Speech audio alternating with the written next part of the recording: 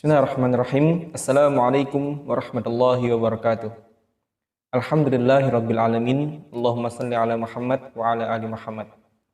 Perkenalkan teman-teman semua, nama saya Leo Kurniawan, salah satu mahasiswa Universitas PTIQ Jakarta, prodi Komunikasi dan Penyiaran Islam semester 3. Kali ini saya akan menjelaskan salah satu tema dalam kaidah tafsir, yaitu menafsirkan ayat Al-Quran dengan ayat yang lain. Sebelum itu, mesti kita ketahui apa makna dari tafsir atau arti dari tafsir. Nah, tafsir secara bahasa adalah menyingkap sesuatu yang tertutup. Sedangkan tafsir dalam istilah atau menurut istilah adalah menjelaskan makna dari ayat Al-Quran. Nah, di sini tafsir ayat dengan ayat termasuk salah satu ke dalam tafsir bil ma'thur. Nah, tafsir bil ma'thur itu adalah meriwayatkan atau menafsirkan ayat-ayat Al-Quran dengan riwayat-riwayat yang diteruskan secara turun-temurun dari satu generasi ke generasi yang lain.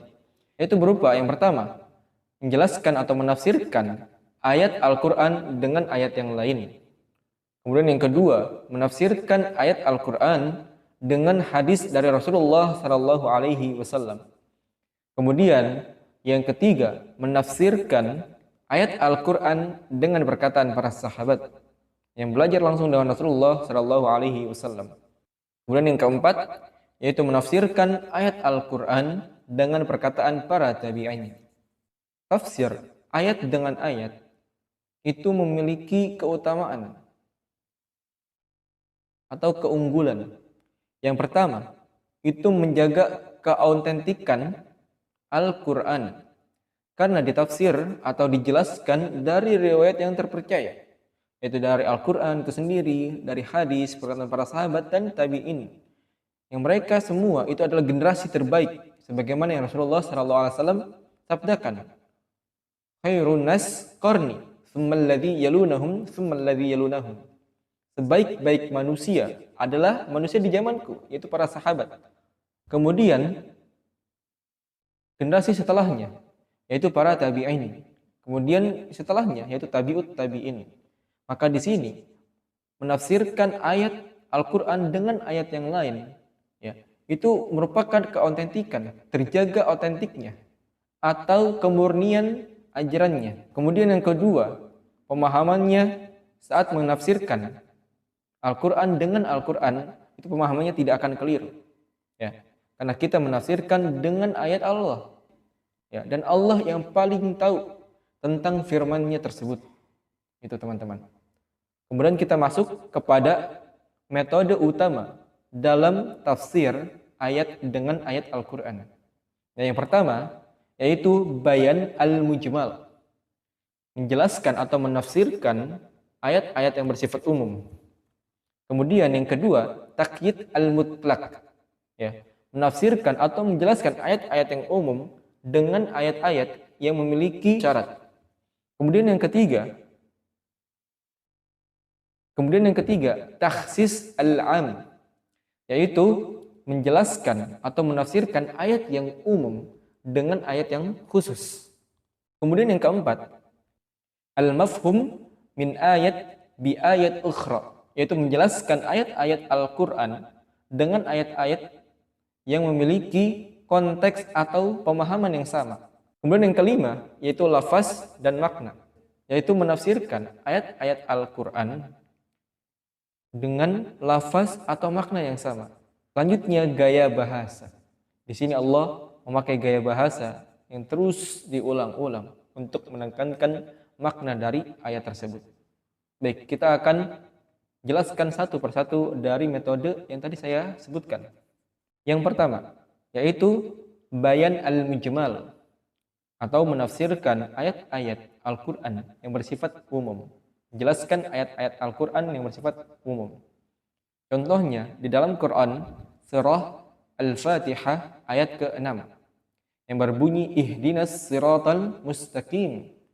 Tunjukilah kepada kami jalan yang lurus.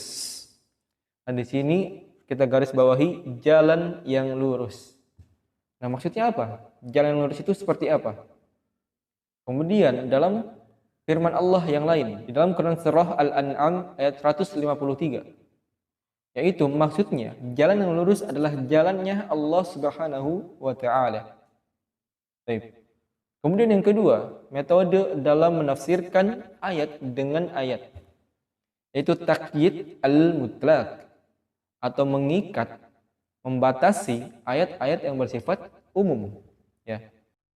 Contohnya di dalam Quran surah Al-Mujadalah ayat ketiga.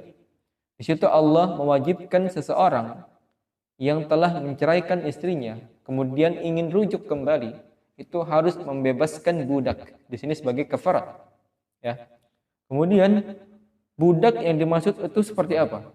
Maka Allah membatasi konteks atau budak itu di dalam surah An-Nisa ayat ke-92, yaitu budak-budak yang boleh dibebaskan adalah budak yang beriman.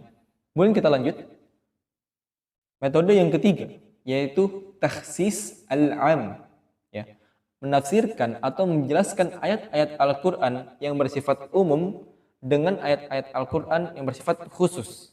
Contohnya, dalam Quran surah Al-Baqarah ayat 173, yang situ menjelaskan tentang makanan yang Allah haramkan. Tetapi di sini Allah tidak menjelaskan apa saja makanan yang Allah haramkan.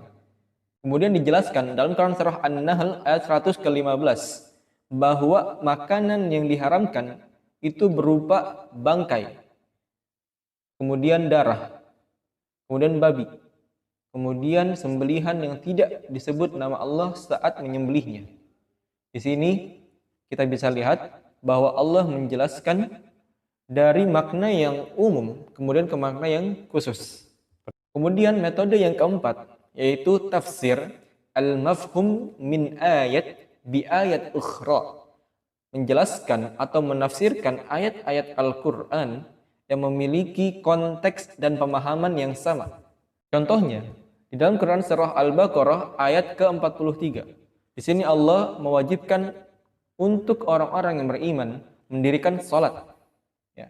Kemudian dijelaskan dalam surah Al-Mu'minun ayat 1 dan 2. Qad aflahal mu'minun. Sungguh beruntunglah orang-orang yang beriman. Itu apa? Orang-orang yang khusyuk di dalam salatnya. Ya, jadi di sini memiliki konteks atau pemahaman yang sama. Yang pertama itu kewajiban untuk melaksanakan salat. Kemudian orang yang salat itu beruntung apabila dia melaksanakan salatnya dengan khusyuk. Kemudian yang kelima, lafaz dan makna. Maksudnya di sini adalah menjelaskan atau menafsirkan ayat-ayat Al-Quran yang memiliki lafaz dan makna yang sama. Yang pertama kita bahas lafaz. Ya, di situ Allah Subhanahu wa taala menjelaskan suatu ayat yang memiliki lafaz yang sama dengan ayat yang lain. Contohnya di dalam Quran surah Al-Isra ayat ke-82. Allah Subhanahu wa taala itu berfirman tentang asy-syifa, tentang penyembuh. Ya. Kemudian dijelaskan lagi lebih terperinci dalam surah Fussilat ayat ke-44, yaitu bahwa Al-Quran sebagai petunjuk dan penyembuh bagi orang-orang yang beriman.